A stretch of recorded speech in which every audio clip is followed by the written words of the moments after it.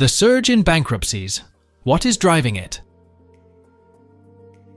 2023 was one of the toughest years for companies facing bankruptcy since the global financial crisis. It's seen the downfall of two major American giants, marking some of the largest bankruptcies in history outside of that crisis. But the other three factors contributing to the surge in bankruptcies are truly concerning and highlight why business leaders are increasingly disregarding the issue. The primary reason for the spike in bankruptcies is attributed to new investment approaches that motivate maximum risk-taking. Join us as we delve into the surge in bankruptcies and what could be driving it. Private equity is a broad term for investing that simply involves putting money into companies that aren't publicly traded on any stock exchange. When venture capitalists invest in startups in their early stages, that's a form of private equity. Remember those deals you see on Shark Tank? Yep, those are private equity deals too. Even if you give some cash to your cousin to kickstart their easy store and get a share of their future earnings, you're technically a private equity investor. So, don't forget to add that to your LinkedIn profile. But where the big bucks in private equity lie is in buyout funds. These are companies that raise huge sums of money from various sources like college endowments, retirement funds, and wealthy individuals to buy whole companies. Well, they believe that by putting their business expertise to work, they can improve these companies by cutting costs and boosting sales. But they often load these companies up with loads of debt without taking much responsibility for it. It's like getting swole on debt, as the great Benjamin would say. Leverage buyout. Imagine you work at a private equity firm and they just handed you a cool $1 billion to invest. You scout out a company, let's call it Playthings R Us, that has loads of potential but needs some expert help to turn things around. So you use those $1 billion to buy the company. As the new boss, you hire a CEO you trust to follow your lead. And your CEO's first task is to hustle and get a huge loan from a bank or other investors, let's say around $700 million on behalf of Playthings R Us. But if the company is doing good and valued at $1 billion, it should be able to borrow that much. Now you've got two options with that cash. First, you could tell the CEO to pump it back into the business. Advertise more, expand to new locations, beef up the online presence, you name it. Or option two, just take that $700 million and stash it in your pocket as the company owner. And if you go for option two, you can use that cash to buy another company and rinse and repeat. This clever move is called a leverage buyout. Private equity folks sometimes try to make it sound fancier than it is, just to charge hefty fees. But it's basically like real estate investors using cash to snag more rental properties. However, if things go south and the borrowed money can't be paid back, the private equity firm isn't on the hook for it. As an investor, that's music to your ears. If you can whip those businesses into shape, you could see your investment multiply in no time. And even if things go south, you're only risking a fraction of your investment. This strategy has been used to snap up loads of well-known companies, especially when interest rates were low. But now, with rates climbing, some of these companies are drowning in debt. But guess what? For private equity firms, this spells opportunity. They can swoop in during the chaos of bankruptcies and make even more dough. Factor AD. So, if you're curious about the ins and outs of this bankruptcy bonanza, stick around. It's time to dive deep into the world of money and learn what's really driving this wild ride. And this lesson is brought to you by Factor, because even financial wizards need to meet their nutrition goals. Getting healthy meals delivered right to your doorstep has never been easier. Are you on the hunt for tasty, calorie-conscious options this holiday season? Look no further than our delicious dietitian-approved meals. These calorie-smart dishes have around 550 calories per serving or less, so you can enjoy guilt-free eating without sacrificing flavor. Need an extra boost to stay on track with your wellness goals during the holidays? Try our Protein Plus meals, packed with 30 grams of protein or more per serving. Treat yourself to high-quality, delicious meals that support your health and taste buds.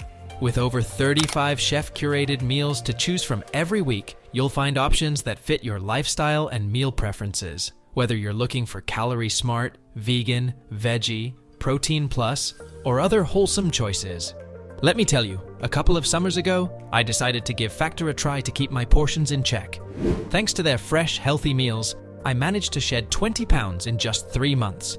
while it's on the right foot with a calorie-conscious meal plan from Factor. Small businesses' bankruptcies aren't just hitting big, well-known companies. They're also hitting small to medium-sized enterprises hard. Surprisingly, some of these small businesses going under are actually quite large in scale.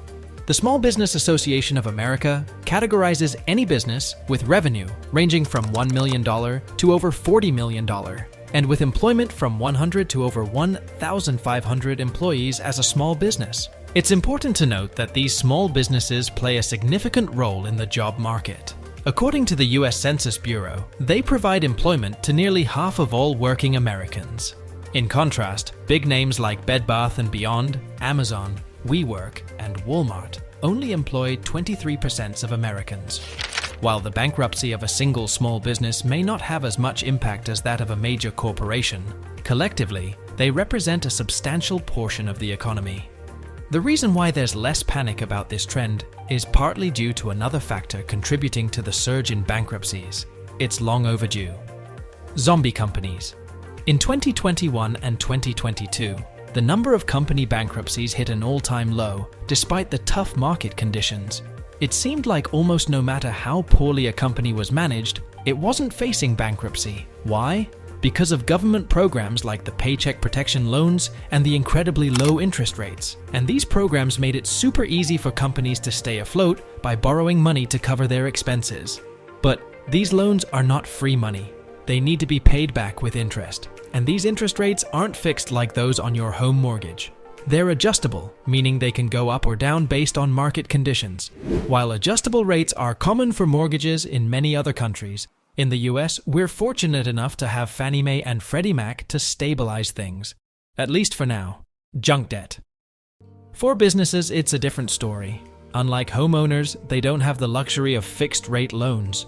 So when interest rates rise, their loan repayments shoot up too, putting a strain on their budgets. These challenges aren't unique to America. Businesses in other countries are feeling the pinch too. So while the government aid may have saved many companies from bankruptcy in the short term, they're now facing a different kind of struggle as they try to repay these loans amidst rising interest rates. According to Moody's, a rating agency for investments, there's a whopping $1.87 trillion of corporate debt out there that's considered junk quality. That means it's not the best kind of debt to have. And get this, between 2024 and 2028, a huge chunk of this debt is set to expire.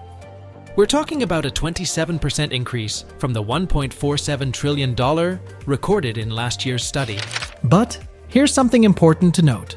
Moody's doesn't keep tabs on those Paycheck Protection Program loans that the government handed out. So, the $1.87 trillion I mentioned earlier, it doesn't even include the $953 billion in extra loans that were given to companies to help cover their employee wages. According to public records put together by CVS, about $757 billion of those loans was forgiven. Sure, that might sound like good news for those businesses. They've got to find other ways to keep their heads above water. And with most of this junk debt burden is carried by small companies, many of which employ viewers like you right now. As these debts come due, more and more companies find themselves on the edge of bankruptcy, struggling to scrape together enough cash to meet their obligations. This poses a serious threat to employees like you. Bankruptcy isn't always the end. Bankruptcy for companies isn't always the end of the road. It can sometimes mark a fresh start. However, what's particularly frustrating is the stark contrast between personal bankruptcies and corporate bankruptcies. While regular people might face terrible consequences for their financial missteps, major corporate CEOs and executives often walk away unscathed, and sometimes even richer, after steering their companies into bankruptcy. Now, to understand how this could happen, let's break down the types of bankruptcies companies typically face. Chapter 7 and Chapter 11. Think of them as the convenience store duo of bankruptcy proceedings. Chapter 7 is like the classic Monopoly-style game-over bankruptcy. It's the end of the line. Operations cease, and the company's assets are sold off to repay stakeholders, following a strict hierarchy. This striking order is determined by the US Bankruptcy Code, with secured creditors like banks who hold collateral getting first dibs, followed by priority creditors like clients with outstanding payments, and then unsecured debt holders. Only after these parties have been settled do shareholders get a slice of whatever's left. if there's anything left at all. While Chapter 11, this is like a reboot button for companies. It allows them to restructure their debts and operations while remaining in business. It's sort of like a timeout to regroup and come back stronger. But the payment hierarchy in bankruptcy proceedings is often referred to as a waterfall or liquidity overflow. It's like a strict line where creditors at the top must be fully repaid before those below them see a penny. The CEO's butt when it comes to CEOs and top executives who end up putting their companies into trouble in the first place. You see, companies often shell out millions to these executives to navigate the company through the liquidation process. Why? Well, because having experienced leaders around can sometimes salvage more value for stakeholders. Imagine you're the CEO of a pharmaceutical company that's tanking. You can't just flick off the lights and hand over the keys. There's valuable stuff like medical research and labs that need to be properly transferred to potential buyers. Now, as the CEO, you might not even be guaranteed your regular salary, because employees are second in line when it comes to payouts. But wait, there's a reason for you to stick around. The company might offer you a one-time payment to hang in there until the dust settles. Otherwise, CEOs might jump ship and hunt for a new gig ASAP. Remember the Enron debacle? Executives were set to pocket millions to guide the company through bankruptcy, which they caused in the first place. Congress even had to step in to prevent companies from dishing out retention bonuses to such executives. But guess what? There's a loophole in the law. Executives can still rake in performance-based incentives for navigating the bankruptcy they caused. Now, let's talk about Chapter 11 bankruptcy. This type gives companies a court-appointed administrator who teams up with executives to reorganize finances and operations. The goal is to pay back as much debt as possible while keeping the money-making parts of the business intact. But why the sudden surge in Chapter 11 filings? Because it's a prime opportunity for companies to renegotiate debt. Lenders would rather get something back than nothing at all, and businesses aren't strong on borrowing at sky-high interest rates either. So, while their credit ratings might take a hit, it won't ruin their plans. Companies have gotten pretty knowledge at sorting their operations through layers of holding companies and trusts. It's like building a fortress around their assets, keeping them safe from financial storms. What are your thoughts on the surge in bankruptcies? And which of these factors do you think is largely responsible? Share your opinions in the comment section below.